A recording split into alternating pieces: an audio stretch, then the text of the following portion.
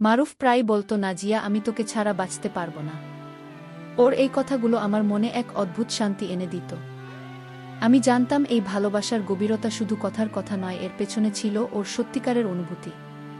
মাঝে মধ্যে যখন ও আমার হাত ধরত, একটা শিরশিরে অনুভূতি আমার সারা শরীর পড়ত। সেই স্পর্শে ছিল এক অন্যরকম উষ্ণতা, যা কেবলই ভালোবাসার। বন্ধুরা, গল্পটি অনেক মজার একটি গল্প। আশা করি পুরো গল্পটি শুনলে তোমাদের অনেক ভাল লাগবে। তো বন্ধুরা, তোমাদের নিকট আমার বিনীত অনুরোধ, তোমরা আমার চ্যানেলটিকে সাবস্ক্রাইব করে সাপোর্ট করবা। তাহলে চল বন্ধুরা, প্রকল্পটি শুরু করি। ছোট্ট নাজিয়া আর দুরন্ত মারুফ যেন একই ডালপালার দুটি পাতা। আমাদের বেডে ওঠাটা ছিল একই উঠোনে, একই আকাশের নিচে। খালাতো ভাই মারুফ আমার থেকে মাত্র 1 বছরের বড়। সেই ছোট্টবেলা থেকেই আমাদের খুনসুটি আর হাসি ঠাট্টা লেগেই থাকত। সে আমার চুল টেনে দিত, আমি ওর খাতা লুকিয়ে রাখতাম। পড়ার বই থেকে গল্পের বই পর্যন্ত সবকিছু ভাগাভাগি ছিল আমাদের মধ্যে। মনে পড়ে যখন প্রথম অক্ষর চিনতে শিখেছিলাম, মারুফই আমাকে হাতে ধরে লিখতে শিখিয়েছিল। ওর আঙুলের স্পর্শ তখন কি বলি, খেলার ছেলে। কিন্তু আজ যখন সেই স্মৃতিগুলো ভিলে দেখি, কেমন যেন একটা অনুভূতি হয় আমার জীবনের প্রতিটি ধাপে মারুফের উপস্থিতি ছিল অনিবার্য। স্কুল জীবনটা আমাদের জন্য ছিল এক অবিচ্ছিন্ন অধ্যায়। একই স্কুলে, একই ক্লাসে না হলেও টিফিনের সময়টা ছিল আমাদের নিজস্ব। মারুফ সব সময় আমাকে তার ভাগের খাবার থেকে দিত, আর আমি ওর প্রিয় বিস্কিটটা লুকিয়ে রাখতাম। বন্ধুদের মধ্যে মারুফ ছিল বেশ জনপ্রিয়, খেলাধুলায় সেরা, আর আমি ছিলাম একটু শান্ত প্রকৃতির। বই আর গল্পের জগতে ডুবে থাকতে ভালোবাসতাম। তারপরও মারুফের কাছে আমার গুরুত্ব ছিল সবচেয়ে বেশি। ছুটির দিনে ওর সাইকেলের পেছনে বসে গ্রামের মেঠো পথে ঘুরে বেড়ানো, পুকুর পাড়ে বসে ঘন্টার পর ঘন্টা গল্প করা। এই দিনগুলো ছিল যেন রূপকথার মতো সুন্দর। সেই ছোট্টবেলা থেকেই আমাদের মধ্যে একটা বোঝাপড়া তৈরি হয়েছিল, জাফার কারো সাথে ছিল না। বয়স বাড়ার সাথে সাথে আমাদের সম্পর্কটাও যেন একটা নতুন মোড় নিচ্ছিল। খুনসুটি কমে আসছিল, তার জায়গা নিচ্ছিল এক অদ্ভুত ভাল লাগা। মারুফ যখন আমার দিকে তাকাতো, তার চোখে আমি এক অন্য গভীরতা দেখতে পেতাম। আমি নিজেও কেমন যেন একটা টান অনুভব করতাম। ক্লাস 9-এ উঠে যখন মারুফ প্রথম আমাকে একটা গোলাপ ফুল দিয়েছিল, আমি লজ্জায় লাল হয়ে গিয়েছিলাম। গোলাপটা ছিল ওর মায়ের বাগান থেকে চুরি করা। সেই গোলাপে পাপড়ির কোমলতা আমার মনে একটা নতুন অনুভূতির জন্ম দিয়েছিল, যে আমি আগে কখনো অনুভব করিনি। সেদিন থেকে আমাদের সম্পর্কটা কেবল খালাতো ভাই বোনের মধ্যে সীমাবদ্ধ ছিল না, এক অদৃশ্য সুতো বাঁধা পড়েছিল আমাদের দুটি মন। ইন্টারমিডিয়েট-এ ওঠার পর আমাদের সম্পর্কটা যেন আরও গভীর হতে শুরু করল। মারুফ ততদিনে কলেজে উঠেছে, আর আমি তখনও স্কুলের গণ্ডিতে। কিন্তু দূরত্বের কারণে আমাদের মনের দূরত্ব বাড়েনি, বরং আরও কাছে টেনে এনেছিল। চিঠি লেখালেখি শুরু হলো, যদিও আমরা একই গ্রামে থাকতাম। একে অপরের জন্য অপেক্ষা, লুকিয়ে দেখা করা, এই সব কিছুই আমাদের ভালোবাসার গভীরতা বাড়িয়ে দিচ্ছিল। মারুফ প্রতিদিন ক্লাস শেষে আমার স্কুলের গেটে অপেক্ষা করত, শুধু আমাকে এক ঝলক দেখার জন্য। ওর মুখটা দেখলেই আমার সারা দিনের ক্লান্তি দূর হয়ে যেত। এই অনুভূতিগুলো ছিল একেবারেই নতুন, সম্পূর্ণ অপ্রত্যাশিত। আমাদের প্রেমটা ছিল অনেকটা নীরব নদীর মতো, গভীর কিন্তু শান্ত।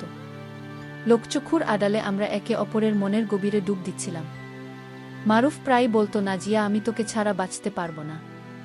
ওরে কথাগুলো আমার মনে এক অদ্ভুত শান্তি এনে দিত। আমি জানতাম এই ভালোবাসার গভীরতা শুধু কথার কথা নয়, এর পেছনে ছিল ওর সত্যিকারের অনুভূতি। মাঝে মধ্যে যখন আমার হাত ধরত, একটা শিরশিরে অনুভূতি আমার সারা শরীরে ছড়িয়ে পড়ত। সেই স্পর্শে ছিল এক অন্যরকম উষ্ণতা, যা কেবলই ভালোবাসার। আমরা একে অপরের স্বপ্ন, ভবিষ্যৎ নিয়ে আলোচনা করতাম। ঈদ বা যে কোনো ছুটিতে যখন পরিবারের সবাই একত্রিত হতো, তখন আমাদের চোখে যোগ করলে একটা মিষ্টি হাসি খেলে যেত। সবার অলক্ষ্যে আমরা একে অপরের কাছাকাছি থাকতে চাইতাম। ছাদে বসে তারা গোনা, কিংবে পুকুর পাড়ে বসে ফিসফিস করে কথা বলা, এই মুহূর্তগুলো ছিল আমাদের একান্ত নিজস্ব। মারুফ খুব যত্ন করে আমার পছন্দের খাবারগুলো আমাকে এগিয়ে দিত। ওর এই ছোট ছোট যত্নগুলো আমার মন ছুঁয়ে যেত। পরিবারের অন্য সদস্যরা হয়তো আমাদের এই সম্পর্কের গভীরতা বুঝতে পারছিল না। তারা ভাবত এটা কেবলই ভাই বোনের ভালোবাসা। কিন্তু আমরা দুজন জানতাম, আমাদের হৃদয়ে এক অন্যরকম গল্প লেখা হচ্ছে। একবার ঈদের ছুটিতে মারুফ আমাদের বাড়িতে বেড়াতে এসেছিল। সেদিন রাতে ছাদে বসেছিলাম আমরা দুজন। পূর্ণিমার চাঁদ আকাশে আলো ছড়াচ্ছিল, আর সেই আলোর নিচে মারুফ আমার হাতটা ধরেছিল। নাজিয়াও বলল, আমি তোকে ছেড়ে বাঁচতে পারবো না। ওরে কথাগুলো আমার মনে এক অদ্ভুত শান্তি এনে দিত। আমি নিজেও তাকে কতটা ভালোবাসি তা হয়তো মুখে প্রকাশ করতে পারিনি, কিন্তু আমার নীরবতা আর ওর হাতের উপর আমার হাতের চাপই ছিল আমার উত্তর। সেই রাতে চাঁদ, তারা আর বাতাসের বিষবিষানি আমাদের ভালোবাসার সাক্ষী হয়েছিল। এই ঘটনার পর আমাদের সম্পর্কটা আরও দৃঢ় হল। আমরা বুঝতে পারছিলাম আমাদের ভালোবাসার গন্তব্য কোথায়। আমাদের স্বপ্নগুলো এক হতে শুরু করল। ভবিষ্যতের পরিকল্পনায় মারুফ আর আমি একাকার হয়ে গেলাম। আমরা জানি আমাদের এই সম্পর্কটা সমাজের কাছে হয়তো সহজে গ্রহণীয় হবে না, কিন্তু আমাদের বিশ্বাস ছিল ভালোবাসার শক্তির উপর। আমরা সিদ্ধান্ত নিয়েছিলাম যে কোনো প্রতিকূলতা আসুক না কেন আমরা একে অপরের হাত ধরে রাখব। এই পথটা হয়তো সহজ হবে না, কিন্তু একে অপরের পাশে থাকলে সব বাধাই অতিক্রম করা সম্ভব। এই বিশ্বাস নিয়েই আমরা এগিয়ে চলছিলাম।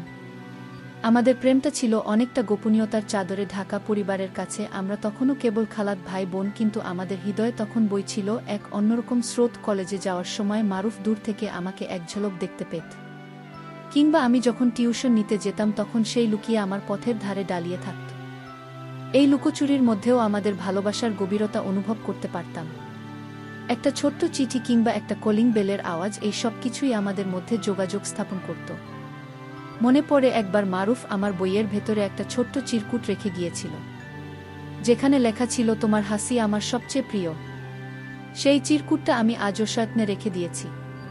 প্রেমের এই লুকোচুরি খেলা আমাদের জন্য ছিল এক অদ্ভুত রোমাঞ্চকর অভিজ্ঞতা। যখন পরিবারের সবাই রাতের খাবার খেয়ে বিশ্রাম নিত, তখন আমরা সুযোগ খুঁজতাম একটু নিরিবিলি কথা বলার।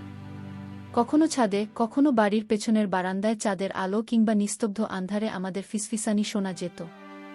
মারুফ আমার হাত ধরে কত ভবিষ্যৎ স্বপ্নের কথা বলত, যেখানে আমরা দুজন পাশাপাশি হাঁটছি। ওর চোখে আমি দেখতাম এক অদম্য বিশ্বাস, যা আমাকেও সাহস জোগাত। সেই সময়গুলো ছিল আমাদের জন্য অমূল্য, কারণ সেই মুহূর্তগুলোতে আমরা একে অপরের অস্তিত্বকে সবচেয়ে গভীরভাবে অনুভব করতে পারতাম। ইন্টারমিডিয়েট দ্বিতীয় বর্ষে পড়ার সময় আমার উপর পরীক্ষার চাপ বাড়ছিল। পড়াশোনার চাপে অনেক সময় মারুফের সাথে দেখা করা বা কথা বলার সুযোগ পেতাম না, কিন্তু মারুফ ছিল আমার সবচেয়ে বড় অনুপ্রেরণা। সে আমাকে পড়াশোনার সাহায্য করত, কঠিন বিষয়গুলো সহজ করে বুঝিয়ে দিত। পরীক্ষার আগে যখন আমি ভীষণ চিন্তিত থাকতাম, তখন মারুফ আমাকে সাহস দিত, চিন্তা করিস না নাজিয়া, তুই পারবি, আমি তো আছি তোর পাশে। ওর এই কথাগুলো আমাকে শক্তি যোগাত। ওর বিশ্বাস আমার মনে এক নতুন আত্মবিশ্বাস তৈরি করত, যার ফলে আমি পড়াশোনায় আরও মনোযোগ দিতে পারতাম। আমাদের ভালোবাসার সম্পর্কটা এতটাই গভীর হয়ে গিয়েছিল যে আমরা একে অপরের উপস্থিতি ছাড়া থাকতে পারতাম না।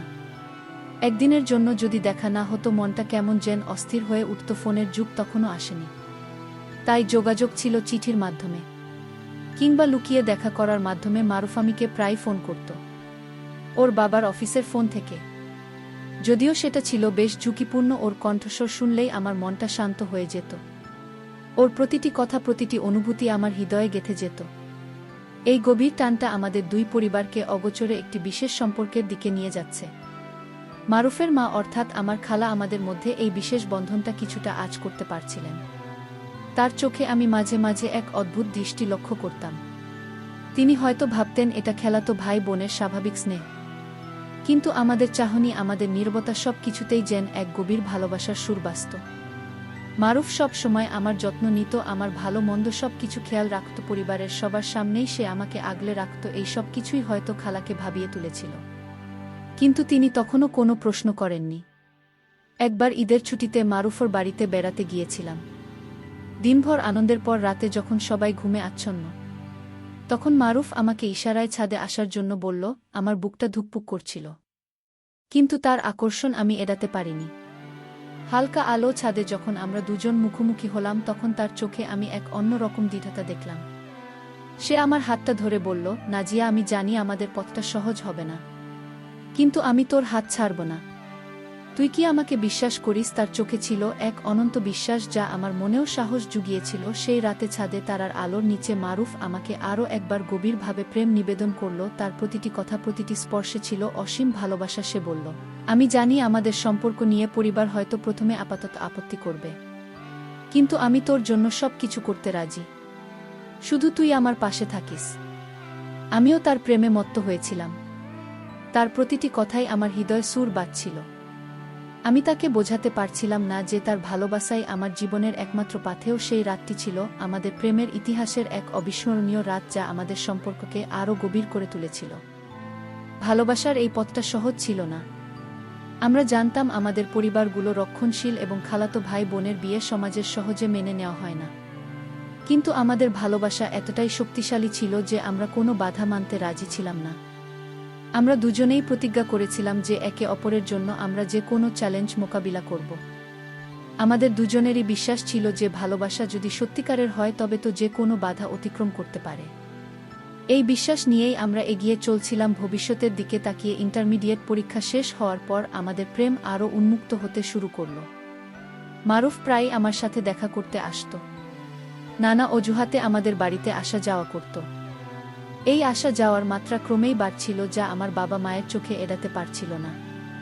তারা হয়তো প্রথমে বিশ্বাসটাকে খালাতো ভাই বোনের স্বাভাবিক মেলামেশা হিসেবে দেখেছিলেন, কিন্তু ধীরে ধীরে তাদের মনে সন্দেহ দানা বাঁধতে শুরু করল।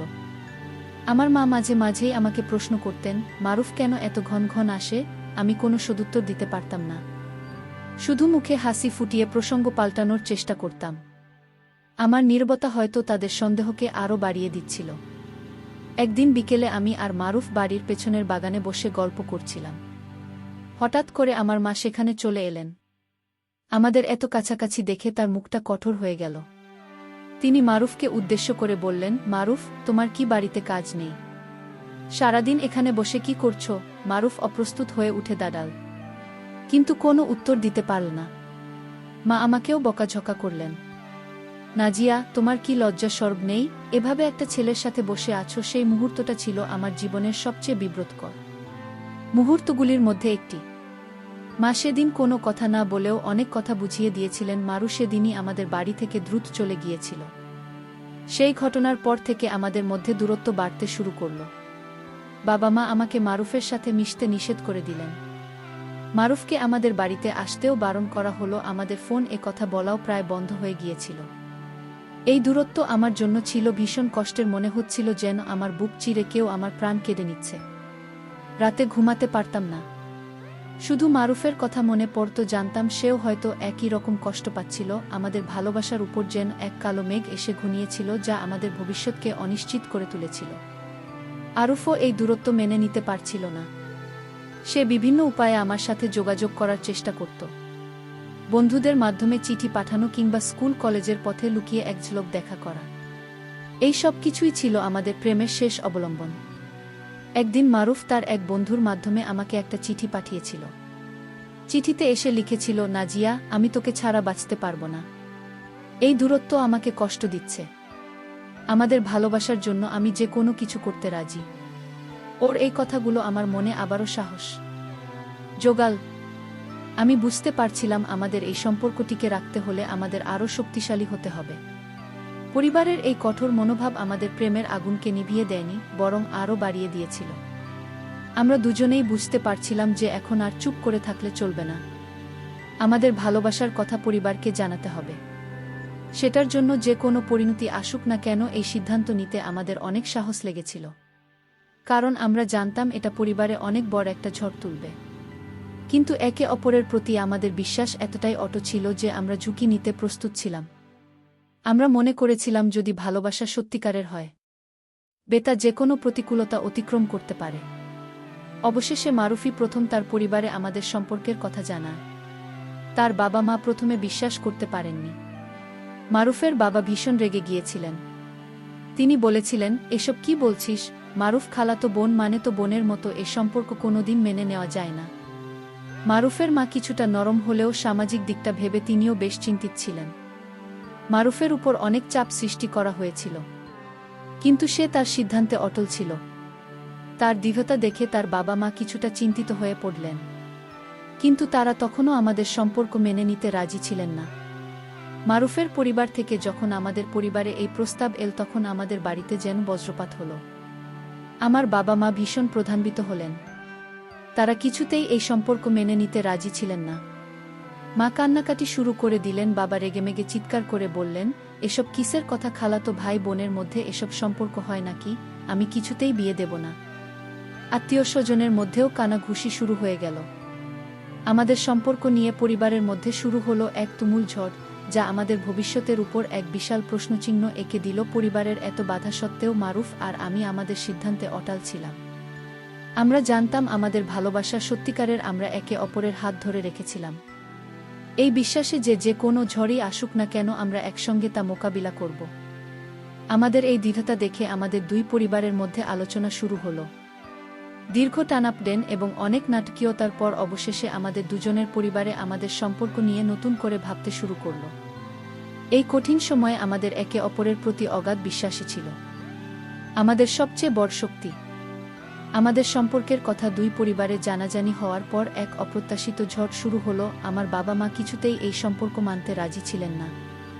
বিশেষ করে আমার বাবা, যিনি বংশমর্যাদা এবং সামাজিক রীতিনীতির প্রতি অত্যন্ত শ্রদ্ধাশীল ছিলেন, তিনি এই বিয়েতে ঘোর আপত্তি জানালেন। তিনি বলছিলেন, আমাদের বংশে এমন ঘটনা কখনো ঘটেনি। খালাতো ভাই বোন মানে তো রক্ত সম্পর্ক, এমন সম্পর্ক মেনে নেওয়া যায় না। আমার মাও প্রতিবেশী এবং আত্মীয় স্বজনের কথা ভেবে চিন্তিত ছিলেন। তাদের চোখে আমি যেন সমাজের চোখে অপরাধী হয়ে উঠেছিলাম। আমি দিনের পর দিন নীরবে কেঁদেছি, কিন্তু আমার ভালোবাসার উপর আমার বিশ্বাস ছিল অটুট।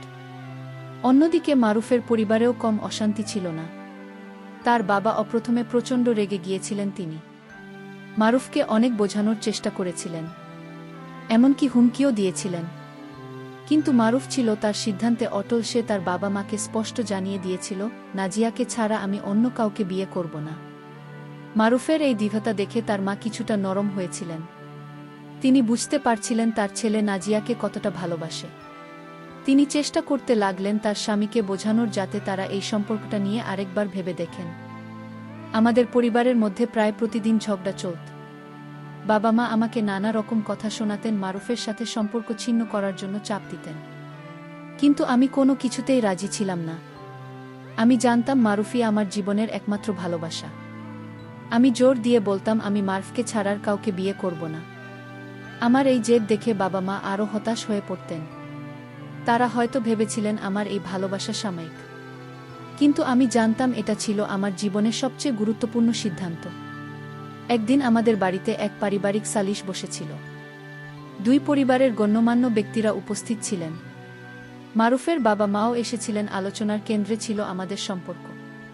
নানা দিক থেকে যুক্তিতর্ক চলছিল। কেউ বলছিল এটা ঠিক নয়, সমাজে বদনাম হবে।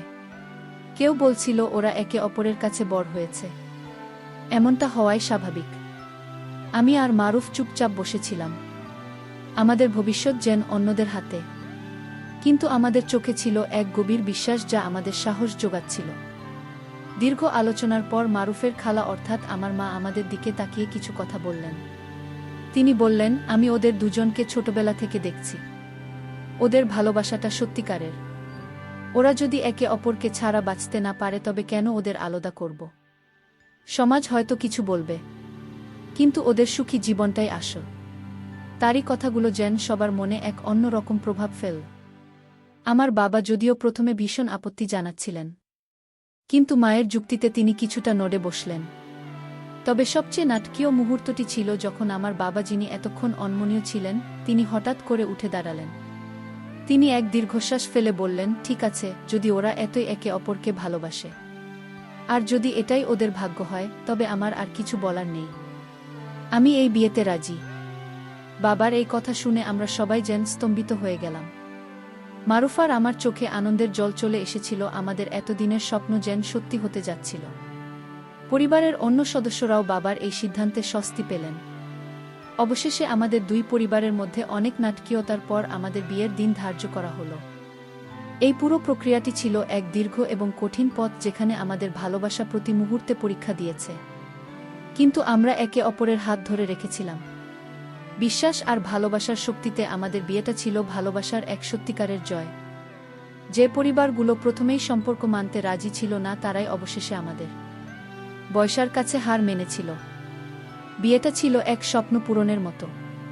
সেই দিনটা আমার আজও স্পষ্ট মনে আছে। লাল বেনারসি শাড়িতে যখন আমি মারুফের পাশে বসেছিলাম, তখন মনে হচ্ছিল যেন সব স্বপ্ন সত্যি হয়ে গেছে। আমাদের ভালোবাসার পথটা হয়তো সহজ ছিল না, কিন্তু সেই কঠিন পথ পেরিয়ে আমরা একে অপরের জীবনসঙ্গী হতে পেরেছিলাম। সেই মুহূর্তটা ছিল আমার জীবনের সবচেয়ে সুন্দর মুহূর্ত, যা আমি কোনো দিন ভুলতে পারব না। আমাদের বিয়েটা ছিল এক স্বপ্নের মতো। পরিবারের সবার উপস্থিতিতে ঐতিহ্যবাহী রীতিনীতি মেনে আমাদের বিয়ের সম্পন্ন হলো। সেদিনটা আমার জীবনের এক নতুন অধ্যায় শুরু করেছিল। মারুফের হাত ধরে যখন আমি নতুন জীবনে পা রেখেছিলাম, তখন আমার হচ্ছিল যেন আমার সব স্বপ্ন সত্যি হয়ে গেছে। যে মারুফ ছিল আমার খালাতো ভাই, সেই এখন আমার স্বামী। এই অনুভূতিটা ছিল এক অদ্ভুত মিশ্রণ, আনন্দ, ভালোবাসা আর এক নতুন সম্পর্কের শুরু। আমাদের ভালোবাসার এই জয় সবার জন্য এক নতুন বার্তা নিয়ে এসেছিল। বিয়ের পর আমাদের জীবনটা যেন এক নতুন রঙে রাঙিয়ে উঠেছিল। মারুফ আমাকে সব সময় আগলে রাখত, আমার প্রতিটি প্রয়োজন মিটিয়ে চলত। সে সব সময় আমার খেয়াল রাখত যেন আমি কোনো কিছুতেই কষ্ট না পাই। সকালে ঘুম থেকে ওঠা থেকে শুরু করে রাতে ঘুমানো পর্যন্ত সব কিছুতেই ওর উপস্থিতি আমাকে এক অন্যরকম শান্তি দিত। ছোট ছোট খুনসুটিগুলো তখনও ছিল, কিন্তু এখন সেগুলো ছিল ভালোবাসার মোড়কে মোড়া। মারুফের রান্না করা পছন্দের খাবার কিংবা ওর হাতে বানিয়ে দেওয়া এক কাপ চা, এই সব কিছুই ছিল আমাদের ভালোবাসার প্রতীক।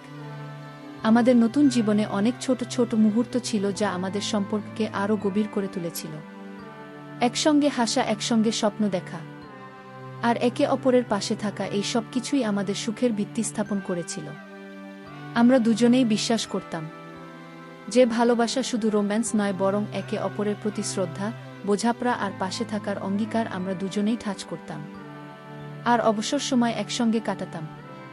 নিজেদের ছোট্ট সংসারটাকে আমরা ভালোবাসায় ভরিয়ে তুলেছিলাম। পরিবারের সদস্যদের কাছে আমাদের সম্পর্কটা ধীরে ধীরে স্বাভাবিক হয়ে এলো। যারা একসময় এই বিয়েতে আপত্তি জানিয়েছিল, তারাই এখন আমাদের সুখী দেখে খুশি।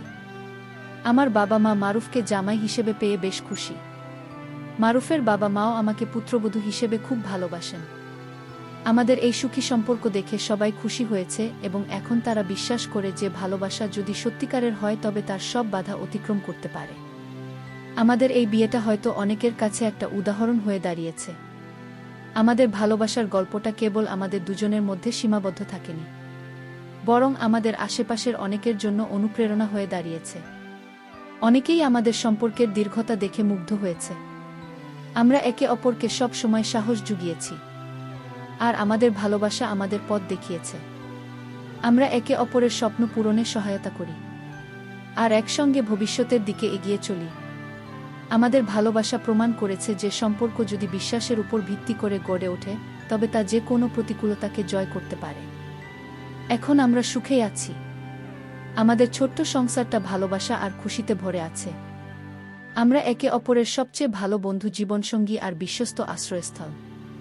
আমরা জানি জীবনের পথে আরও অনেক বাধা আসবে, কিন্তু আমরা প্রস্তুত যে কোনো চ্যালেঞ্জ মোকাবিলা করার জন্য, কারণ আমরা একে অপরের হাত ধরে আছি। আমাদেরই যাত্রা আমাদের শিখিয়েছে যে ভালোবাসার শক্তি অপরিমেয়, আর সত্যিকারের ভালোবাসা সব বাধা অতিক্রম করতে পারে। আমাদের এই গল্পে একটা শিক্ষামূলক বার্তা রয়েছে। ভালোবাসা যদি সত্যিকারের হয়, তবে তা যে কোনো সামাজিক বা পারিবারিক বাধা অতিক্রম করতে পারে। সম্পর্ক গড়ে ওঠে বিশ্বাস, বোঝাপড়া এবং একে অপরের প্রতি শ্রদ্ধার উপর। পারিবারিক আপত্তি বা সামাজিক রীতিনীতি ভালোবাসাকে বাধাগ্রস্ত করতে পারে না, যদি ভালোবাসার গভীরতা আর দৃঢ়তা থাকে। তাই যখন দুজন মানুষ একে অপরের প্রতি সত্যিকারের ভালোবাসায় আবদ্ধ হয়, তখন তাদের পাশে দাঁড়ানো উচিত, কারণ ভালোবাসা শেষ পর্যন্ত জয়ী হয়। প্রিয় দর্শক, আজ আমরা নাজিয়া আর মারুফের অসাধারণ ভালোবাসার গল্প শুনলাম। তাদের পথটা সহজ ছিল না, ছিল অনেক নাটকীয়তা আর প্রতিকূলতা, কিন্তু তাদের অদম্য ভালোবাসা আর একে অপরের প্রতি অগাধ বিশ্বাস সব বাধা অতিক্রম করে তাদের এক করেছে। এই গল্প আমাদের শেখায় যে সত্যিকারের ভালোবাসা শুধু রোমাঞ্চ নয়, বরং একে অপরের পাশে থাকার অঙ্গীকার। ভালোবাসার এই অমূল্য গল্পটি যদি আপনাদের ভালো লেগে থাকে, তবে অবশ্যই লাইক করুন, কমেন্ট করে আপনাদের অনুভূতি জানান এবং চ্যানেলটি সাবস্ক্রাইব করে আমাদের পাশেই থাকুন। দেখা হবে পরের ভিডিওতে নতুন কোনো গল্প নিয়ে। ততদিন পর্যন্ত ভালো থাকুন, সুস্থ থাকুন আর ভালোবাসায় থাকুন।